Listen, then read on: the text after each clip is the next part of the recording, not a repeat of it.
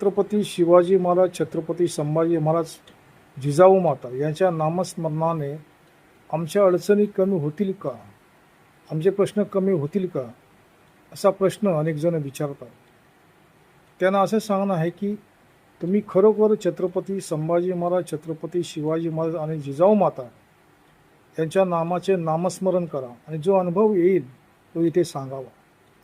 छत्रपती शिवाजी महाराज हे नामच मोठं मंत्र आहे.